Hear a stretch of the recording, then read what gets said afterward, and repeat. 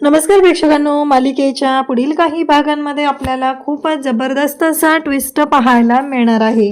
कारण तिलोत्तमाने सारंगला सांगितलेलं आहे 2 दिवसाच्या आत जर ती मुलगी आली नाही तर मी जो निर्णय घेणार आहे तो तुला मान्य करावा लागणार आहे. सारंगला खरं तर कळत नाहीये की आता आई काय निर्णय घेणार आहे आणि आईचं सगळं बोलणं ऐकावं लागणार आहे. ही गोष्ट सारंगच्या लक्षात आलेली असते. सारंग मात्र इकडे विचार करत असतो की आता नक्की करायचं काय आहे, कारण त्याला सुचतच नाहीये की आईला काय उत्तर द्यायचं आहे आणि कशा पद्धतीनं गोष्टी फेस करायच्या आहेत. इकडे नील तर सारंगकडे आलेला आहे आणि मग सारंग त्याला म्हणत असतो की काय झालंय, तेव्हा नील म्हणतो की हे बघ सारंग, आईने तुला मुदत दिलेली आहे आणि हे सगळं जे काय आहे ते वेगळंच घडत आहे. आईनं तुला मुदत दिलेली आहे आणि त्या वेळेमध्ये आईनं सांगितलेलं आहे की जर तू हे सगळं करू शकला नाही तर आई जे काय करते हे तुला मान्य करावं लागणार आहे. इकडे सावलीला त्या मावशी म्हणत असतात की तुझ्या नवऱ्याचं जे कर्तव्य आहे, नवऱ्याच्या आयुष्यात तुझं जे स्थान आहे ते अजून संपलेलं नाही, त्यामुळं तुला हे सगळं मान्य करावं लागणार आहे.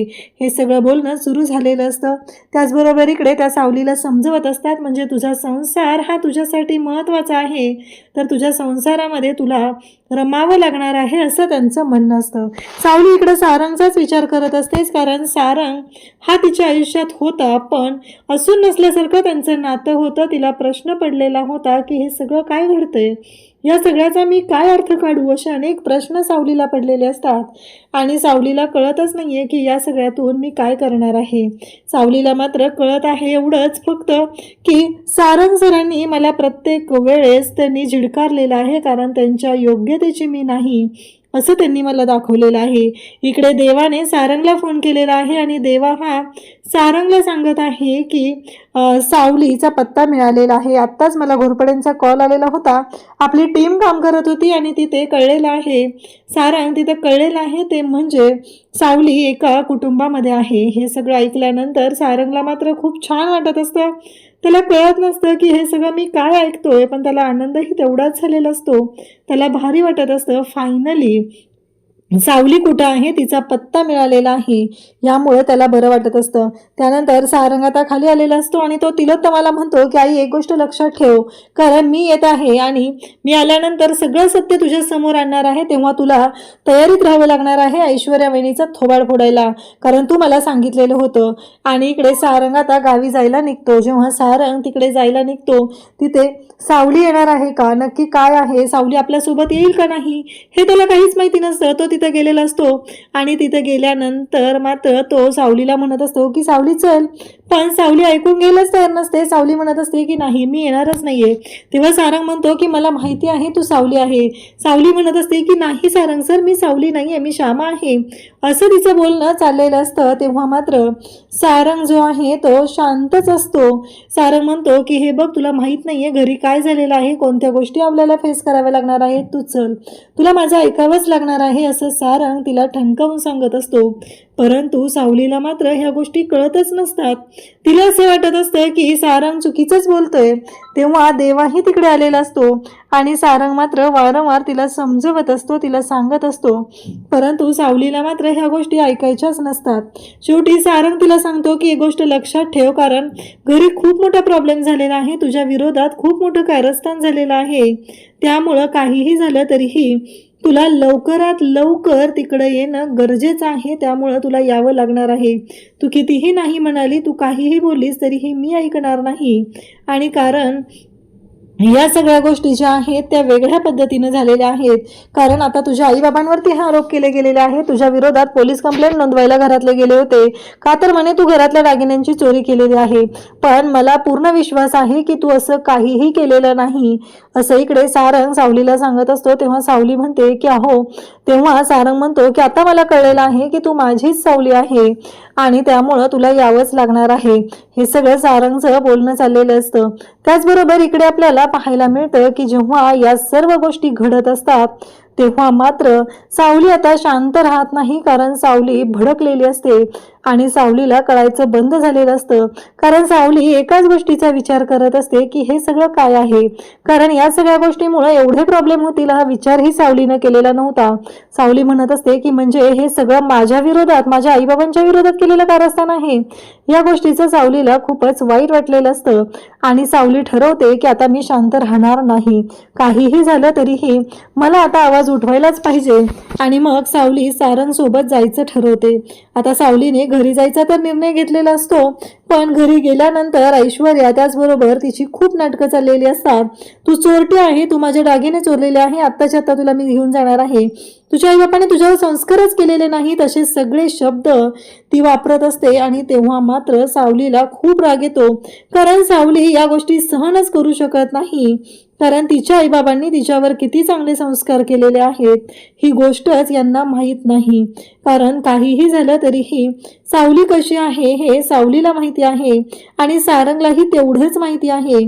कारण सारंग म्हणत आहे की आजपर्यंत सावलीने कधीच कोणाला दुखवलेलं नाही. आणि मग आता ऐश्वर्याचा तिला खूप राग येतो आणि ते ऐश्वर्याच्या सणसणीत कानाखाली ठेवून देते. कारण आईबाबांच्या संस्कारांवरती बोट ठेवलेलं आहे, आपल्या आईबाबांबद्दल वाईट बोलले जाते. आता हे बदललेलं सावलीचं रूप असतं. कारण सावली आता पहिल्यासारखी गरीब नसते, अन्यायाविरुद्ध आवाज उठवणारी सावली असते. इतक्या दिवस ती शांत राहत होती, पण आता ती शांत राहणार नाही. तिने ठणकावून सांगितलेलं असतं की एक गोष्ट लक्षात ठेवा, काहीही झालं तरी चालेल, तुम्ही मला इतके दिवस बोलत होता, मी शांतपणे ऐकून घेतलेलं होतं, परंतु माझ्या आईबाबांबद्दल एक शब्दही बोललेला, एक अक्षरही बोललेलं मी खपून घेणार नाही. एवढं ठणकावून सावली तिला सांगत असते आणि तिला म्हणत असते तुम्ही माझ्यावर चोरीचा आळ घेतलाय, आता बघूया आज दागिने कुठे आहेत ते. कारण CCTV फुटेजमध्ये तर तुम्हाला दिसायला पाहिजे होतं ना मी काय काय घेऊन आलेले आहे, मी काय काय गोष्टी केलेल्या आहेत, हे कळायला पाहिजे होतं तुम्हाला. हे सगळं सावली बोलत असते. त्यासोबतच इकडे आपल्याला पाहायला मिळतं जेव्हा या सर्व गोष्टी घडत असतात तेव्हा अमृताची मात्र वेगळीच नाटकं सुरू झालेली असतात. आणि अमृता मात्र म्हणत असते की काहीही झालं तरीही अमृताच्या डोक्यात एवढं सुरू झालेलं असतं.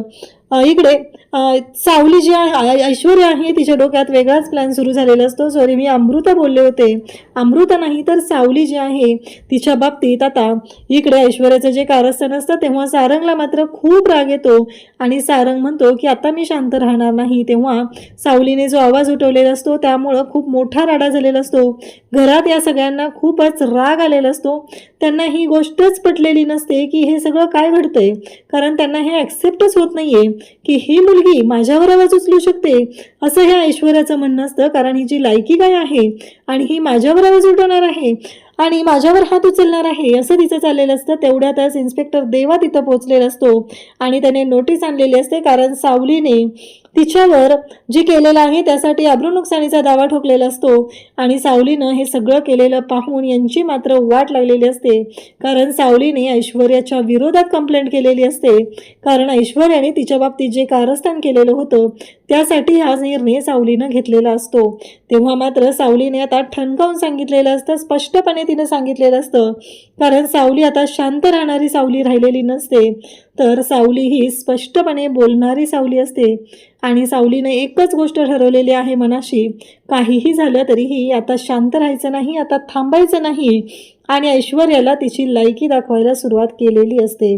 त्यासोबतच इकडे सावलीने या सर्व गोष्टी केलेल्या असतात. कारण आत्ता तिच्या आईबाबांवरती आवाज उठवलेला आहे, यासाठी सावली पेटून उठलेली होती आणि आता स्वतःच्या अस्तित्वासाठी सुद्धा ही सावली पेटून उठताना आपल्याला पाहायला मिळणार आहे.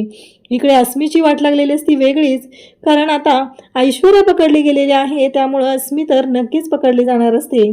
आणि हे मात्र जेव्हा कळलेलं असतं तेव्हा मात्र इकडे सारंग आता सावलीला घेऊन घरामध्ये येत असतो. तेव्हा अमृता तिथे मापटं घेऊन येते आणि म्हणते की या घरची लक्ष्मी परत आलेली आहे, सावली तू माप ओलांडून ये, असं म्हणत अमृता जी आहे ती सावलीला माप ओलांडून घरामध्ये घेते.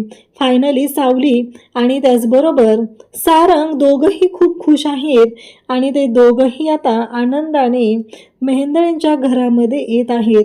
सावलीने हे सगळं स्वीकारलेलं होतं, परंतु ही जी ऐश्वर्या आहे तिच्या नाटकी स्वभावामुळे सावलीचं एवढं नुकसान झालेलं होतं. तरीही सावलीनं सगळ्या गोष्टी ॲक्सेप्ट केल्या होत्या, पण आता घरी यायच्या वेळेस सुद्धा तिची वेगळीच नाटकं चाललेली होती.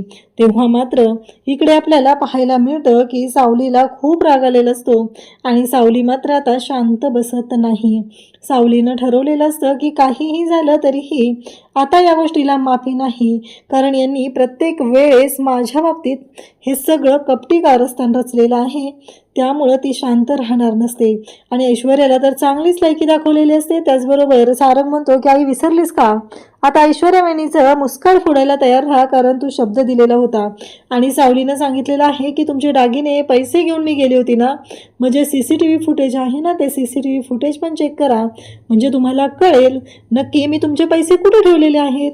हा प्रश्न सावली तिलोत्तमाला विचारत असते आणि तेव्हा मात्र वाट लागलेली असते. सावलीचं हे रौद्र रूप पाहून सगळ्यांनाच धक्का बसलेला असतो. सगळेजण पाहतच राहतात, कारण सावली एवढी पेटून उठेल हा विश्वास किंवा असं कोणालाच वाटलं नव्हतं.